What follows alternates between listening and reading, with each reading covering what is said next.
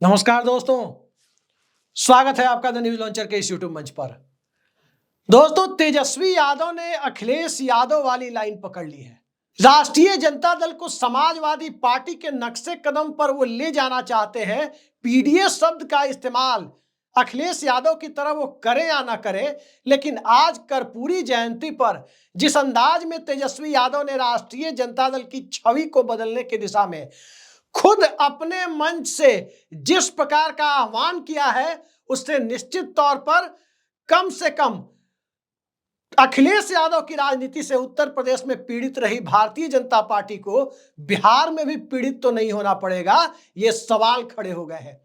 आज कर्पूरी ठाकुर की 101वीं जयंती थी। सब अपने आप को कर्पूरी हितैषी बताने में लगे हुए थे। क्या राजद, क्या जदयू, क्या भाजपा, क्या कांग्रेस, भले ही इन लोगों ने अपनी जिंदगी में कर्पूरी ठाकुर के साथ कैसा भी सलूक किया हो, लेकिन अब कर्पूरी ठाकुर के प्रति महानायक बता देने की होड़ लगी है कि कौन कितना बड़ा महानायक उन्हें साबित करता है। खैर, जयंती पर लोगों को याद किया जाता है, यह परंपरा हमारे देश की रही है, बनी भी रहनी चाहिए। लेकिन कर्पूरी जयंती पर मधुबनी में, मिथिला के इलाके में तेजस्वी यादव ने आखिर कौन सा मैसेज दिया जिससे उन्हें अपनी पार्टी को अखिलेश यादव वाली लाइन पर रीमॉडल करने की दिशा में माना जा रहा है। जरा उनकी उस स्पीच को सुनिए, उस क्लिप को सुनिए। हम अपने समाज से, यादव समाज से हम आते हैं। हम यादव भाइयों को कहना चाहते हैं कि सब लोगों को साथ लेकर के चलिए, जोड़ने का काम कीजिए। और यही नहीं, सामंती मत बनिए, समाजवादी बनिए। कुछ लोग होते हैं हुड़दंगी, कोई तेजस्वी या लालू जी से नाराजगी नहीं है, लेकिन कुछ लोग होते हैं ऐसे जो अपने बात से, व्यवहार से, अपने काम के लिए लोगों को नाराज करते हैं। तो देखा आपने, तेजस्वी यादव ने अपनी पार्टी के आधार वोटर माने जाने वाले वोटरों से अपील की है। थोड़ा और क्लैरिटी के साथ कहें तो यादव वोट समाज से अपील की है कि सबके साथ भाईचारा बनाकर रखें, किसी भी तरह से किसी भी प्रकार के हुड़दंगियों को प्रश्रय ना दें, सबको साथ लेकर चलें और सभी समाज के लोगों का सम्मान करें। सवाल यह है कि यह कहने की नौबत क्यों आई है। सवाल यह है कि आखिर तेजस्वी यादव जिस पार्टी का नेतृत्व करते हैं, जिसके पास सबसे बड़ा जातीय वोट बैंक है बिहार में, उस पार्टी को यह नौबत क्यों आई और इतने दिनों बाद क्या यह बात समझ में आई है। तो दरअसल इसके लिए बिहार की राजनीति के पिछले 30 सालों के एक ब्रीफ को सामने रखना जरूरी है। संक्षेप में बिहार की राजनीति ने कैसे करवट ली 1990 से, वो जानना जरूरी है कि कैसे तेजस्वी यादव को यह बात कहने पर मजबूर होना पड़ा है। तो शुरुआत करते हैं 1989 से। बोफोर्स की आंधी में जनता दल को बिहार, यूपी समेत गुजरात, उड़ीसा 6 राज्य मिल गए थे, हरियाणा में मिल गया था। और बोफोर्स की आंधी में 1990 में जैसे 89 में वीपी सिंह की सरकार केंद्र में बनी थी, वैसे ही जनता दल की सरकार बिहार में बनी। और जनता दल की सरकार जो बनी, उस सरकार को बनाने में स्वाभाविक आंधी चल रही थी, कांग्रेस विरोध की, मुद्दा बोफोर्स का था। लालू यादव या नीतीश कुमार या रामविलास पासवान किसी नेता का क्रेडिट नहीं था कि बिहार में जनता दल को जिता के लाए, वो माहौल का क्रेडिट था। और उस माहौल में नेता पद के लिए चुनाव हुआ, लालू यादव मुख्यमंत्री बने। लालू यादव जब बिहार के मुख्यमंत्री बने, ठीक उनके मुख्यमंत्री बनने के 4 महीने के बाद मंडल आयोग की सिफारिशों को विश्वनाथ प्रताप सिंह ने लागू करने का फैसला किया। और जब मंडल आयोग की सिफारिशें लागू हुई, उसके बाद हिंदी पट्टी में, खासकर यूपी और बिहार में राजनीति का पूरा समीकरण बदल गया। कह सकते हैं कि पूरी सियासत ही बदल गई। और सियासत इस रूप में बदली कि पिछड़ा और वंचित वर्ग अपने आप को एक साथ दिखाई देने लगा। उत्तर प्रदेश में भले ही कई दावेदार हो गए, मुलायम सिंह यादव हो गए सजपा के साथ, फिर उसके बाद कांसी राम हो गए बसपा के बैनर तले, और वीपी सिंह, अजीत सिंह का जनता दल था यूपी में। खैर, यूपी छोड़िए, बिहार आते हैं। बिहार की परिस्थितियों में इकलौता दावेदार पिछड़ा, दलित और अल्पसंख्यक वर्ग भी, खास करके लाल कृष्ण आडवाणी की गिरफ्तारी के बाद से जनता दल के साथ हो गया। पूरे तौर पर जनता दल के साथ हो गया। 1991 के लोकसभा चुनाव में कांग्रेस पार्टी का 54 में एक सीट पर जो खाता खुला और आज के बिहार की किसी भी सीट पर जो 40 सीटों वाला आज का बिहार है, उन 40 सीटों में बीजेपी का खाता नहीं खुला, तो आप अंदाजा लगा सकते हैं कि कितनी बड़ी मंडल हार थी।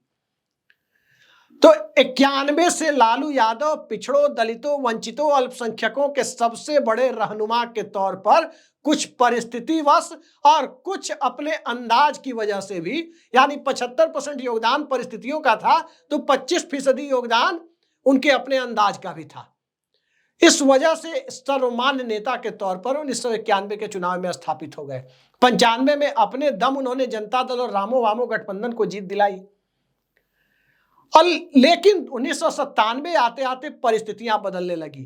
कालचक्र का पहिया ऐसा घूमा कि राबड़ी देवी को, यानी अपनी पत्नी को, उन्हें मुख्यमंत्री बनाना पड़ा। और उसके बाद से जो एक व्यापक पिछड़ा, दलित, वंचित एकता दिखाई दे रही थी, उसमें राबड़ी देवी के शासनकाल में क्षरण शुरू हुआ। उसके बाद से पूरे बिहार में मैसेज जाने लगा, एक लॉ एंड ऑर्डर को लेकर, और दूसरा, बिहार में सरकार पिछड़ों की नहीं, वंचितों की नहीं, बिहार में सरकार एक जाति विशेष के लोगों की है, यह मैसेज जाने लगा। लालू यादव के परिवार और ससुराल के लोग भी सक्रिय हो गए राजनीति में, और फिर जो कहानी हुई सबको पता है। और परिस्थितियां यहां तक आगे बढ़ी कि लालू यादव के, यानी जनता दल के, उसी वीपी सिंह वाले जनता दल से अलग होकर निकले नीतीश कुमार ने भारतीय जनता पार्टी के सहयोग से 2005 में सरकार बनाई। एंटी इनकम्बेंसी इतनी बड़ी हो गई, लॉलेसनेस बहुत बड़ा मुद्दा हो गया, तब जाकर नीतीश कुमार ने सरकार बनाई। और नीतीश कुमार ने सत्ता में आते ही जो पहला काम किया, बड़ा काम किया, वो पहला बड़ा काम यह था कि लालू यादव के जनाधार की तरफ, यानी वापस से यादव के साथ दूसरे समाज के पिछड़े और दलित वर्ग न जुड़ पाए, उसका मुकम्मल इंतजाम शुरू किया। एक तरफ लालू यादव को राजनीतिक तौर पर कमजोर किया, दूसरी तरफ रामविलास पासवान की राजनीति खत्म की। कैसे खत्म की? जो कर्पूरी ठाकुर ने सरकारी नौकरियों में अति पिछड़ों के लिए आरक्षण दिया था, वही अति पिछड़ा दांव नीतीश कुमार ने पंचायतों और लोकल बॉडी इलेक्शन में, अर्बन लोकल बॉडी में, यानी नगर पालिका, नगर निगमों में भी वो लागू कर दिया। यानी राजनीतिक तौर पर अति पिछड़ों को सशक्त किया। वही सोशल वेलफेयर स्कीम में पासवान वोटरों को एक तरफ रखकर, यानी रामविलास पासवान के स्वजातियों को एक तरफ रखकर महादलित कैटेगरी बनाई और सोशल वेलफेयर स्कीम, समाज कल्याण योजनाओं में उन्हें प्राथमिकता देनी शुरू की। तो दलितों के नेता से रामविलास पासवान पासवानों के नेता बन गए, और पिछड़ों के नेता से लालू यादव यादवों के नेता बन गए। और फिर गैर यादव पिछड़े, गैर यादवों के सबसे बड़े चेहरे के तौर पर, गैर यादव पिछड़ों के सबसे बड़े चेहरे के तौर पर नीतीश कुमार ने अपनी पहचान बनाई। इसके बाद से चाहे कोई भी चुनाव हो, राष्ट्रीय जनता दल को लगातार हार मिली। एक बार 2015 में जीत भी मिली तो नीतीश कुमार के चेहरे पर ही मिली। और इन सब के बाद राष्ट्रीय जनता दल में भी नेतृत्व समाजवादी पार्टी की तरह ही अगली पीढ़ी में आया। और जब अगली पीढ़ी में नेतृत्व आया तो 2019 का लोकसभा चुनाव हो, 2020 का विधानसभा चुनाव हो, 2024 का लोकसभा चुनाव हो, नीतीश कुमार से खफा लोगों की तादाद कम नहीं हुई, लेकिन राष्ट्रीय जनता दल के वोटों में, उनकी सीटों की संख्या में वृद्धि भी नहीं हुई। एक बार चिराग मॉडल के तहत हो गई थी, लेकिन तेजस्वी यादव ने अब इस चीज को समझ लिया। और कैसे अखिलेश मॉडल पर समझा, जरा इसे भी देखिए। अखिलेश यादव को एक 37%, 37 कुछ प्रतिशत वोट उनके गठबंधन को 2022 के चुनाव में मिले। और उत्तर प्रदेश के ज्यादातर इलाकों में, मैं खुद भी पूर्वांचल के इलाकों में गया था, और वहां मैंने खुद देखा कि योगी आदित्यनाथ और भारतीय जनता पार्टी के सरकार से, यानी मोदी योगी के चेहरे से खफा लोगों की तादाद तो काफी है, लेकिन वो भारतीय जनता पार्टी को छोड़कर सपा के साथ जाएं, इस मुद्दे पर वोटर चुप हो जाते थे जब हम लोग बात करने की कोशिश करते थे। और मुद्दा घूम फिरकर वही पुराना, एक समुदाय विशेष का एग्रेशन, एक समुदाय विशेष का कथित आक्रामक अंदाज। विधानसभा चुनाव में बड़े वोट हासिल करने के बाद जब उसका सीटों में कन्वर्जन नहीं हुआ, तो अखिलेश यादव ने अपने समाज के लोगों को एग्रेशन कम करने के लिए तैयार करना शुरू किया। वो भी यादव समुदाय से आते हैं, सबसे बड़ा वोट बैंक उनका है। और एग्रेशन कम करने के लिए जब तैयार किया, तो जाति जनगणना का मुद्दा, पीडीए, संविधान बचाओ, इन सब पर चाहे दलित हो या दूसरे पिछड़े हो, सब समाजवादी पार्टी के साथ जुड़ते हुए दिखे। और खासकर लखनऊ से पूरब की तो चुनावी फिजा ही बदल गई थी।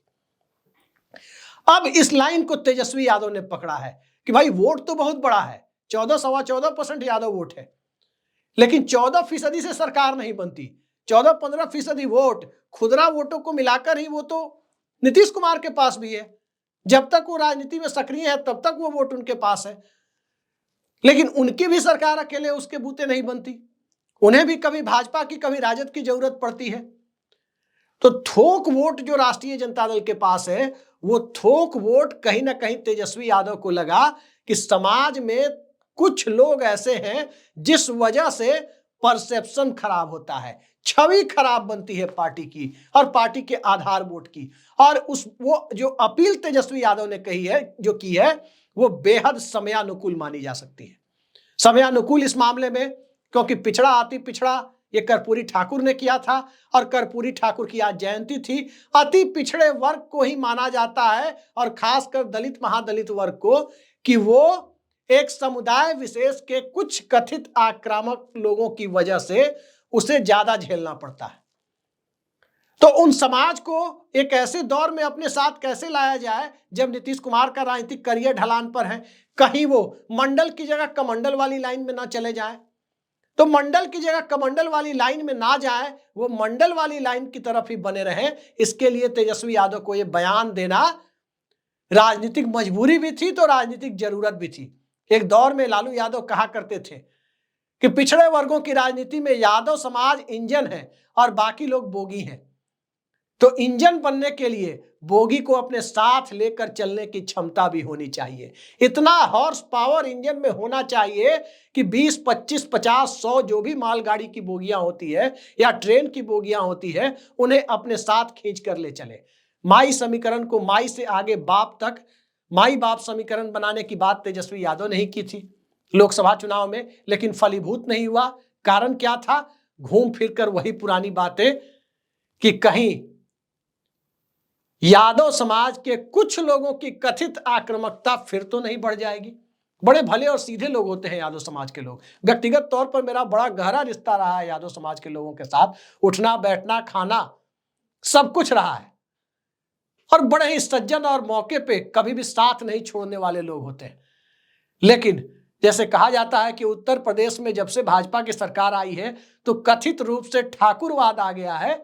वही कथित यादववाद, उस आशंका को निर्मूल साबित करने के लिए अपने समाज के लोगों को तेजस्वी यादव ने जो अपील की है, विधानसभा चुनाव में ये बहुत गहरा असर दिखा सकता है। भारतीय जनता पार्टी और जेडीयू के कोर वोटर में बड़ा डेंट भी लगा सकता है अगर तेजस्वी यादव की अपील पर उनके समाज के लोगों ने भरोसा कर लिया तो। अब आगे आगे देखिए होता क्या है। बदले जमाने के, नए जमाने के नेता हैं तेजस्वी यादव, और वाकई कुल जमा 37 महीने वो डिप्टी सीएम रहे। पहले 17 महीने, पहले 20 महीने, फिर 17 महीने, और 37 महीने के उनके कार्यकाल को कोई भी व्यक्ति बिहार में बतौर डिप्टी सीएम खराब नहीं कर सकता, क्योंकि उनके पास जो भी मंत्रालय रहे अपनी तरफ से उसमें उन्होंने काम करने की भरपूर कोशिशें की। ये बात भी सही है, लेकिन सवाल यही है कि जब कमान अपने हाथ आती है तो कमान लेने के पहले कमान के नशे में, सत्ता के नशे में चूर होने वाले लोगों को यदि कंट्रोल कर लिया जाए तो सोने पर सुहागा होता है। लालू यादव वो नहीं कर पाए थे, तेजस्वी यादव उम्मीद है वो कर पाएंगे। आगे आगे देखिए होता क्या है, और जो भी होगा इसी अक्टूबर नवंबर में आप सबको दिख भी जाएगा कि बिहार की जनता करती क्या है और वाकई तेजस्वी यादव की अपील का उनके समाज के वोटरों पर कितना असर पड़ता है। आज के लिए इतना ही, नमस्कार।